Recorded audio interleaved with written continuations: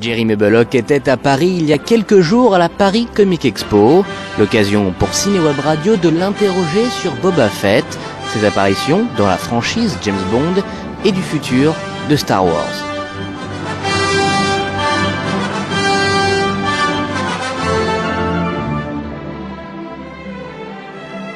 No, it's funny, I always say to people that the audition I had for Boba Fett was not a normal audition. I went in and I was getting dressed in the outfit, putting the outfit on with the help of someone, thinking, well, this is rather cool. And then they said, okay, you're going to meet George Lucas. I thought, oh, I see, they put the outfit on to see what you look like. And so the interview was, well, thank you, Jeremy, welcome aboard, we'll see you on Monday. I thought, see me on Monday? They haven't asked me to read. Well, I'm sure I must have to say some words. But little did I know it was a very small part originally. But they just said, welcome, see you Monday. So that was a wonderful interview and the easiest audition I've ever had.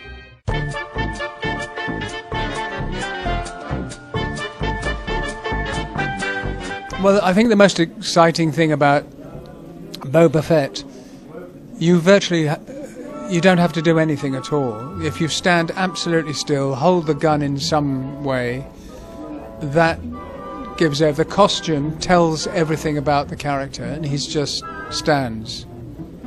Occasionally spins his head round. He's aware something's happening. He's dangerous, but it's just a wonderful part to play.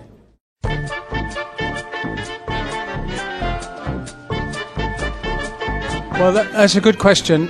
First of all, Boba Fett becoming one of the most popular characters probably happened when they re-released the films in 1997. More people had got to know the character. There's just something about him, just one movement, everyone's eyes tend to go, well, where's he going?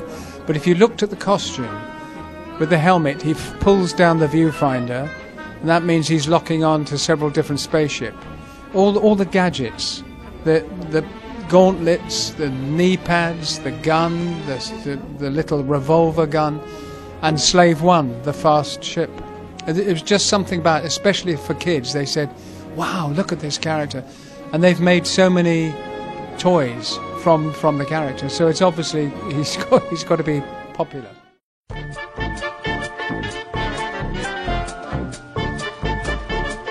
Yeah, I think that's a good idea with Joe Johnston asking George Lucas, I'd like to make a feature film about Boba Fett. Maybe it's too late now, I don't know, but I think it would be fun just to see all the gadgets and a lot more of Boba Fett fighting, flying in the air. The technology now, you could do it. You did it in the newer films with Jango Fett. But I think having a film about Boba Fett would be great. I'm too old now to play it. I mean, I could stand there forever looking cool, but the action sequences, I don't think I could do. But yeah, you know, it may happen, but George Lucas might say, no, I think we've had enough, and then that's it. But it would be probably up to Joe Johnston to push George a little bit further and say, I think we should do it. So we'll see.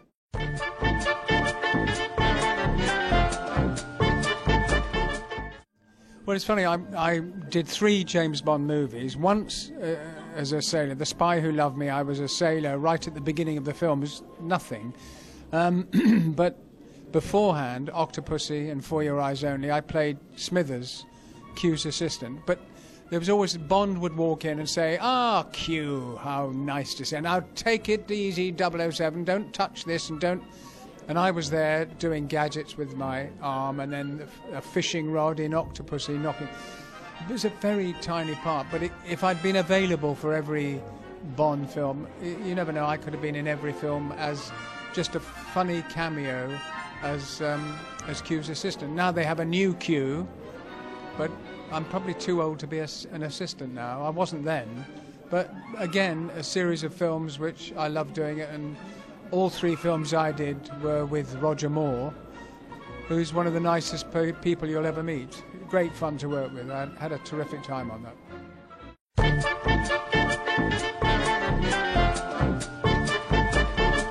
Well, it's amazing how it's taken off now. You know, the new Bond films, Daniel Craig's played it for 3 films. I think he's a terrific character, terrific Bond. I mean, I remember earlier saying, well, he's not the Bond I remember because it was always light-hearted. Roger Moore brought his own way into it. Sean Connery was a very good Bond. In fact, they've all been good Bonds. But Daniel Craig has made it his own as like an assassin. When you look at him, you wouldn't want to mix or muddle with him at all. That's a proper assassin. Terrific, and I can't wait to see Skyfall, which is out now.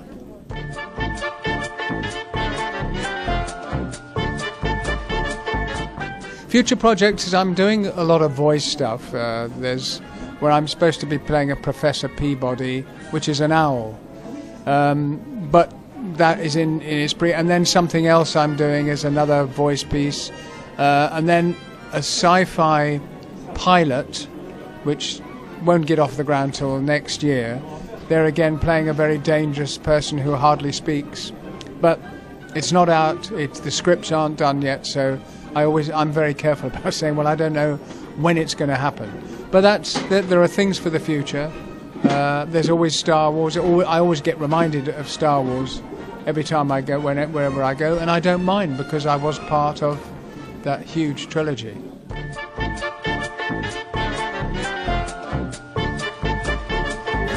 Oh no, I mean that's a very good question. Saying, did it kill your career? Some people say, what about your fading career? I said, well, I'm very lucky. I've had a career for 55 years, and that's not 10 years, 20, 55 years. You know, playing small parts, major parts, theatre, television, musicals. So if it all ends tomorrow, I've actually had a career that has just gone on and on and on. And if I don't work again, it's not the end of the world. I have 10 grandchildren now. I've got other things to think of as well, and I'm not just focused totally on it. But if a good thing comes up, then I will be there. Maybe as Boba Fett.